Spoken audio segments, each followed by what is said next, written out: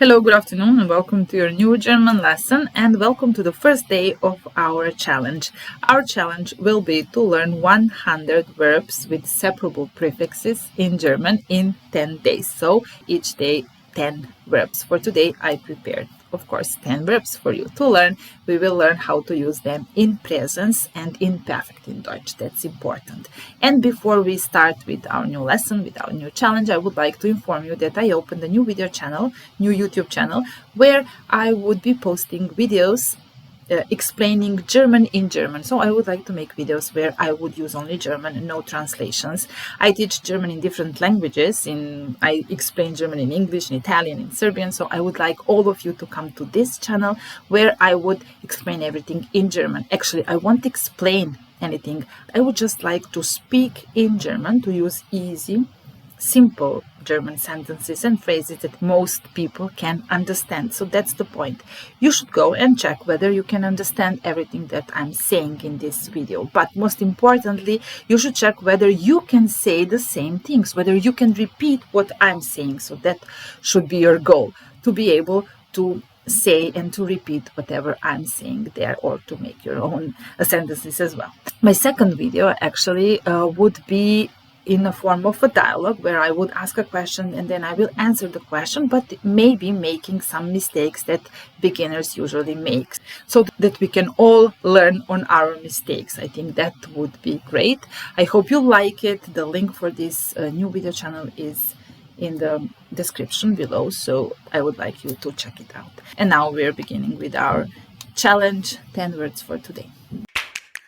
So the first verb with a separable prefix is ankommen. Ankommen. And it means to arrive. For example, the train. The train is arriving. Der Zug kommt an. So what do? We take this kommen, the verb kommen. Der Zug is third person singular, so we need this T at the end. Der Zug kommt, and we put the prefix at the very end of the sentence. I can also say the train is arriving soon. Der Zug kommt bald an. So at the very end goes the prefix. Der Zug kommt sicher bald an. The train arrives for sure soon. Der Zug kommt sicher bald an. So an, the prefix, waits patiently for the end of the sentence. Okay, der Zug kommt sicher bald an. And we will put this ankommen in past tense, that is perfect in Deutsch, and we will say that the train has already arrived. Der Zug ist schon angekommen. So be careful here when you choose the auxiliary verb, helping verb. In this case, with ankommen is sein. So we don't say der Zug hat angekommen, but we say der Zug ist angekommen. So the train has already arrived. Der Zug kommt an, der Zug ist schon angekommen. Okay, we learned this one. Number 2, aufmachen, and it means to open. Aufmachen. So if I want to say, I open the window now at this moment. Ich mache das Fenster jetzt. And as I said, the prefix waits patiently for the end of the sentence. Auf. So there is auf prefix. There is a verb machen. First person singular. Ich mache. Ich mache. Du machst. Sie es macht das Fenster jetzt. Sorry, now is jetzt. And then the prefix at the end. Auf. Ich mache das Fenster jetzt auf. Oder ich mache jetzt das Fenster auf. Even better. First we put the time. And then the accusative object, das Fenster. Okay, so ich mache jetzt das Fenster auf. And if I want to say that I have already opened the window, I would say, ich habe schon das Fenster aufgemacht. So, ich habe, in this case here, we will use the verb haben as an auxiliary verb, not sein, as in the previous one, because now we are talking about the verb aufmachen, and it's not the verb of movement. With the verbs of movement, such as ankommen, we use the auxiliary verb sein. Der Zug ist schon angekommen, and now we say that ich habe schon das Fenster aufgemacht. And we can notice that in past participle form, ankommen, aufmachen, this G comes between the prefix and the main verb. So, angekommen, aufgemacht. Let's see. Zumachen. Zumachen is the opposite of aufmachen. To close. Zumachen. So, she's closing the door. Sie macht die Tür zu. Now we have sie, she as the subject of the sentence and the ending t of the main verb machen. And the prefix goes at the very end of the sentence, zu. Sie macht die Tür zu. So we have to wait for the end of the sentence to know whether she's opening or closing the door. Sie macht die Tür auf. She's opening it.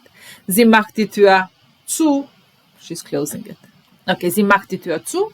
And she has already closed the door. Sie hat schon die Tür zugemacht. As I've already mentioned, this G comes between the prefix and the verb.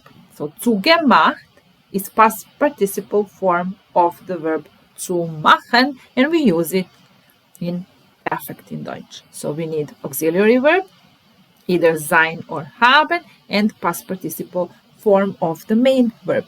For ankommen, we said ist angekommen with sein, zu and aufmachen. Sie hat die Tür aufgemacht, zugemacht. Okay, number 4 is mitfahren, to drive with somebody. Mitfahren. So you recognize fahren as drive. And I want to say, for example, that I'm not driving with you today. I'm not driving with you today. Ich fahre heute nicht mit. So I don't need to say mit dir. I can only use this mit, this prefix here at the end, and the main verb fahre, first person singular. Ich fahre heute nicht mit.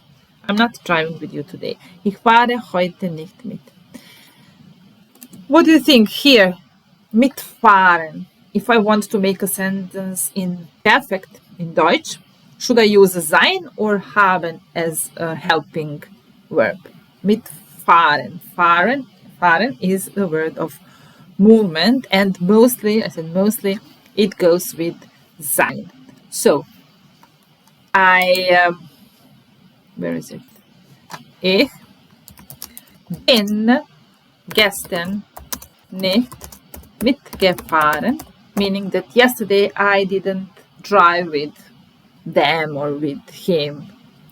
Ich bin gestern, yesterday, gestern, nicht mit prefix, then then in this case fahren. Ich bin gestern nicht mitgefahren. Ich fahre heute nicht mit. Okay, number 5, abhängen. To depend on somebody or something, it goes with abhängen von, with the preposition von in German. So, if I want to say, it depends on you. It is S, ab is prefix, so it goes at the end. So I have hängen, third person singular is hängt. Es hängt von plus dative case, von dir, and then ab. Es hängt von dir ab. It depends on you. If we put this sentence in perfect in Deutsch, auxiliary verb sein or haben, what do you think? It's not the verb of movement, so it's haben. Third person singular, hat. Es hat von dir. Then we put prefix, then ge, then the main verb. Es hat von dir abgehängt. Es hat von dir abgehängt. Number 6, absagen. Absagen. Den Termin absagen, it means to cancel the appointment. So, I'm canceling the appointment.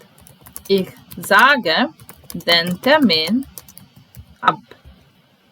Leider, unfortunately, ich sage den Termin ab.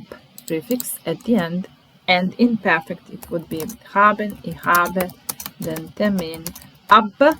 Then ge, then sagt. Ich habe den Termin abgesagt. Let's see it one more time. Ich sage den Termin ab. Ich habe den Termin abgesagt. Then we have the verb aufschreiben, and it means to write something down. So, I'm writing down the new word. Ich schreibe das neue Wort auf. Ich schreibe das neue Wort auf. Und in perfect, ich habe das neue Wort. We can just substitute with es. Ich habe es. Then we have prefix, then ge, then schrieben.